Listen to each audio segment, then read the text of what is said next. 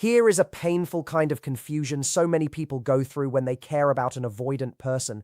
You give your time, you give your loyalty, you stay patient, you try to be understanding, calm, and emotionally mature, and still it feels like none of it truly reaches them. Then the question starts to hurt. Why does this not matter to them? Why do they not seem moved by how much I do?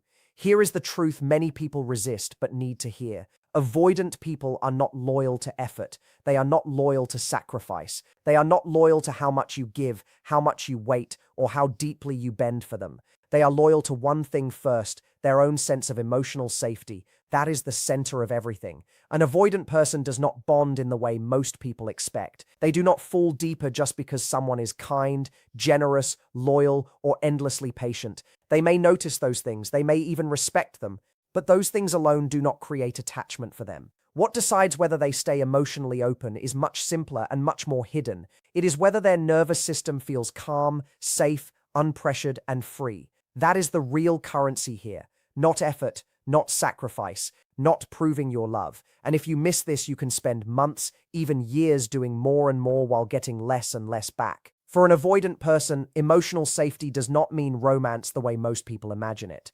It means they do not feel chased, they do not feel pulled, they do not feel watched, judged, or quietly made responsible for another person's feelings. Even loving actions can feel heavy to them if those actions carry hidden hope, silent expectation, or the message that now they must give more than they are ready to give. This is why doing more for an avoidant often works against you. What feels like love from your side can feel like pressure from theirs. What feels like devotion to you can feel like debt to them. And this is where people get trapped. They think, if I love harder, surely they will feel safer. But to an avoidant, harder love can feel like tighter pressure. Somewhere in life, many avoidant people learned that closeness came with a cost. Maybe intimacy meant criticism. Maybe it meant control. Maybe it meant emotional chaos, unpredictability, or growing up too fast. So their system adapted. It chose independence over deep reliance. It chose distance over risk. It chose control over surrender. So when someone shows up with strong emotional openness, their mind does not always think, this is beautiful. It often thinks, I might disappear inside this. Stay with me, because this next part matters. That is why they can seem strangely unmoved by everything you do. Not because they are heartless, not because they are blind, not because they are too cold to care. It is because effort does not answer the private question always running underneath their behavior. Can I be here without feeling swallowed? Can I stay without feeling overwhelmed? Can I connect without losing control of myself? If their inner answer feels uncertain, they pull back. They may do it even with someone who treats them incredibly well. Real attachment for an avoidant often grows in quiet spaces, not intense ones. In moments where nothing is being demanded, in moments where they feel free to come closer instead of feeling emotionally cornered, in moments where your presence feels steady but not consuming, warm but not gripping, available but not hungry, that is when their system can begin to soften. That is when closeness can start to grow for real. So if you have been trying harder, giving more, speaking louder with your love, hoping the extra effort would finally make them stay, you need to understand this clearly. Attachment for an avoidant is not built through more effort. It is built through less pressure, not through proving, through calm, not through sacrifice, through safety. And once you see that, the whole pattern starts to make sense. Avoidant people are also not loyal to relationships in the way many assume.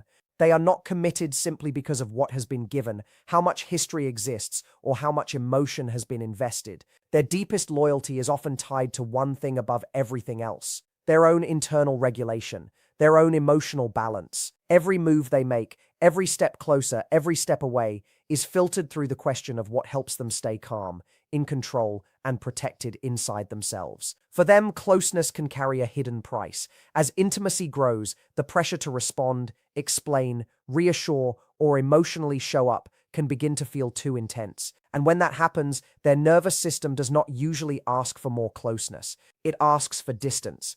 Pulling away is often not a personal rejection. It is a defense. It is their way of restoring equilibrium. That is why avoidant behavior can feel so confusing. One day they seem interested. The next day they seem distant. One moment they are warm. The next they are detached. But their actions are not always a clean measure of love. Many times they are a measure of regulation. They choose what helps them feel stable. even when that choice hurts the relationship. Solitude over compromise, withdrawal over confrontation, emotional distance over vulnerability. And if you have ever felt like you gave everything while they stayed just out of reach, this is why. When you understand that, your perspective begins to shift. Their stepping back is not always a statement about your worth. It is often a sign of how their body reads the emotional environment around them. Their nervous system decides whether they can stay. It decides how close they can get. It decides how much they can emotionally invest before it starts to feel like too much. Any attempt to force closeness, speed up attachment, or push them into deeper connection usually meets resistance because pressure threatens the very thing they guard most, their sense of safety. At the deepest level, this loyalty to their own system is a survival strategy. It is how they move through a world that can feel emotionally loud and overwhelming to them. And once you really see this, you stop asking the wrong question. You stop asking, why do they not care enough about what I do? And you begin asking the real one, what makes their system feel safe enough to stay? That question changes everything. Because here comes the paradox almost nobody sees until they are already hurting. The more you try to prove your value to an avoidant, the less safe they often feel. It sounds backward, it sounds unfair, but it is true. The harder you push your goodness forward, the more likely they are to feel the pressure behind it, even when your intentions are pure. You may think, if I show them how loving, reliable, loyal, and devoted I am, surely they will come closer. Surely they will feel it. Surely they will finally choose me. But for an avoidant, it often works in the opposite direction. The more effort you put into proving your worth, the more it can signal need, expectation, and emotional weight. And those are the very things that make them step back. Avoidant people are highly protective of their freedom. When someone invests too much energy into showing they are indispensable, it can create a subtle feeling of obligation. They do not experience that as romance. They experience it as pressure. Even if nobody says a word, the emotional charge is still there. It is felt, and to an avoidant, that can be heavy. Their system hears something underneath it. I will be expected to carry more. I will be needed. I may lose space. I may lose myself. And once that fear turns on, their instinct is usually simple. Back away, create distance, regain control. This is why chasing appreciation, chasing reassurance, or quietly hoping they will finally reward your effort almost always backfires. They do not attach through demonstrations of how much you can do. They attach more easily when they feel choice, freedom, and a lack of emotional grip. That is why the person who is emotionally available without being demanding can feel safer than the person doing everything right but carrying hidden longing in every gesture. And this is the part many people need to hear twice. Proving your value can wake up an avoidant person's deep fear of being engulfed. On a hidden level, it can sound like this to them. This person needs me. This person relies on me. This person may become too much for me to hold. Once that fear gets triggered, even thoughtful acts can start to feel less like bridges and more like chains. The gift, the long message, the extra check-in, the big emotional effort. None of it lands the way you hoped if the energy behind it says, please see how much I am doing. Please respond. Please choose me back. That is why attachment with an avoidant is not built by showing how valuable you are through non-stop effort. It is built by showing that you are whole, grounded, and not dependent on their response for your sense of worth. That kind of quiet self-possession does something powerful. It removes pressure. It allows them to feel they can come closer because they are free to choose it, not because they are being emotionally pulled into it. And that matters more than most people realize. The avoidant heart is drawn less to intensity and more to space, less to pursuit and more to calm, less to emotional performance and more to quiet strength. If you understand that, you stop trying to impress them with sacrifice and start protecting your own center instead. Avoidant people are loyal to freedom more than to gifts, attention, or emotional labor. They are loyal to the feeling that they can stay themselves without being swallowed by another person's expectations. That is why so many people feel shocked when they give everything and still watch the avoidant retreat. The truth is, attachment for them is rarely about how much you do. It is about how safe they feel choosing connection on their own terms. If you start chasing approval, affection, clarity, or constant reassurance, even in subtle ways, it can feel like a trap to them. They are deeply alert to any sign that their autonomy may be at risk. Every message, every act of care, every emotional move, they scan all of it not just for love, but for demand. If they sense that closeness means they now have to become someone they are not ready to be, their instinct is to step away. That pullback is not always a measure of how they feel about you. It is often a measure of how much space they feel they still have inside the connection. This is why avoidant people often respond better to someone who keeps their own life, their own boundaries, and their own emotional balance. The person who is not always trying to prove themselves becomes more magnetic because they remove the pressure, they make space, they let the avoidant approach instead of forcing pursuit. And when freedom is present, safety becomes possible. When safety becomes possible, attachment has a chance. Even when an avoidant shows care, their loyalty still stays connected to whatever helps them feel emotionally secure. That can make them look inconsistent, distant, hard to read, sometimes even half-present, but there is still a pattern underneath it all. They are loyal to their regulation. That is why high-pressure effort, constant analysis, emotional over-explaining, or relentless pursuit almost always fails. The more someone tries to force closeness, the more the avoidance system quietly resists, even if feelings exist. So the whole approach has to change. If you want a meaningful connection with an avoidant, the goal is not to impress them with how much you can endure. It is not to prove your loyalty through overgiving. It is not to wear yourself down trying to be perfect. The goal is to create an emotional space where they feel safe enough to move toward you by choice. That means honoring your own independence while leaving room for theirs. That means showing up steadily without collapsing your boundaries. That means staying warm without becoming emotionally over-attached to every reaction they have. And yes, that is a paradox, because the more secure and self-held you become, the less pressure they feel. The less pressure they feel, the more possible connection becomes. Do you see the shift? It is not about doing less out of bitterness. It is about doing differently out of wisdom.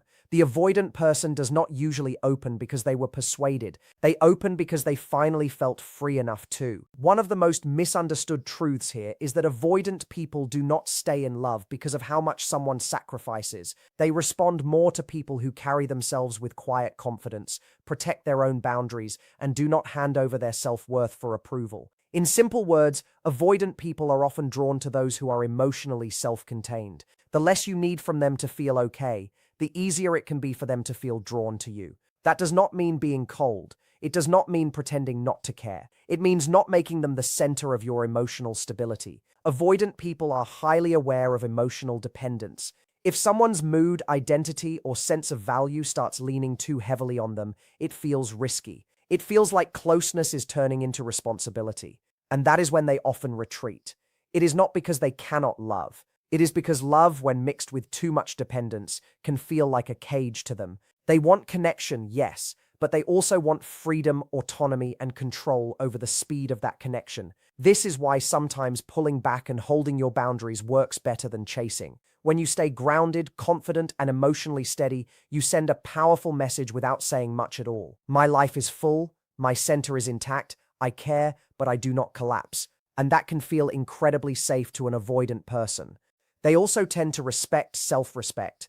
That matters. They notice when someone keeps their dignity instead of abandoning it for crumbs of reassurance. They notice when someone does not betray their own values just to stay chosen.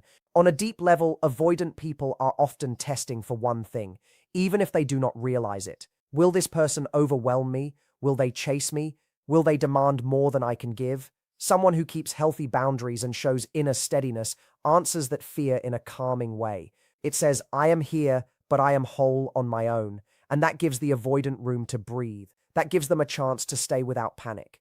So the secret is simple, but not easy. More giving is usually not the answer. More proving is usually not the answer. More self-sacrifice is almost never the answer. The avoidant person is not loyal to your effort.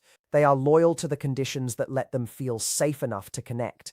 And those conditions are built through freedom, confidence, calm, and self-containment.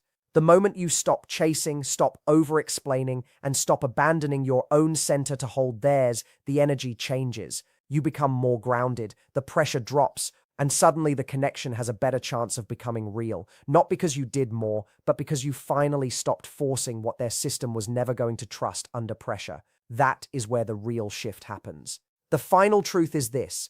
Avoidant loyalty is usually tied to consistency without pressure, not to grand gestures, non-stop attention, or emotional overinvestment. They are not loyal to the size of what you do. They are loyal to the feeling your presence creates around them. If being with you feels like a space where they can breathe, where they are not judged, where they can come forward at their own pace, they may stay. But if every interaction carries tension, need, expectation, or emotional heaviness, their instinct will be to back away, no matter how much love is being offered. They are extremely sensitive to subtle signals of demand. Even genuine care can feel unsafe if the energy behind it says, "I need something back from you." When that happens, their system goes into defense, not always loudly, sometimes quietly, sometimes through delay, distance, silence, or surface-level connection. This is why trying harder usually fails. The more you push, explain, persuade, and prove, the less safe they feel. What they tend to respond to more is a steady person, a calm person, a person who respects themselves, a person who does not beg for closeness or panic when space appears. That kind of presence feels different. It tells them that connection is available but not forced. It tells them they have choice, and once choice is protected, their loyalty can slowly begin to line up with the relationship in a deeper way.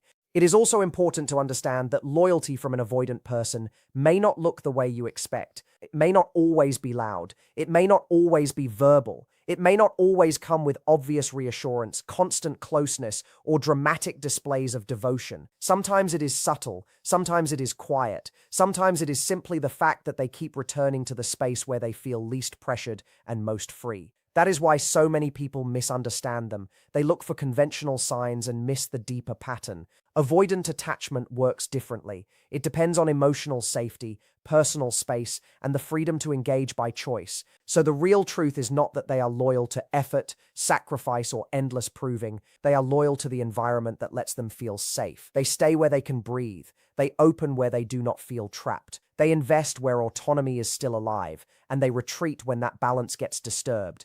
Once you understand that, the whole script flips. The way to hold an avoidant person's loyalty is not by trying harder and harder until you disappear. It is by staying yourself, keeping your boundaries, protecting your peace, letting your care be real but not heavy, letting your presence be warm but not demanding. That is the paradox. That is the shift. And that is the key. If you want, I can also turn this into a more viral YouTube voiceover version with even stronger retention lines and a smoother cinematic flow.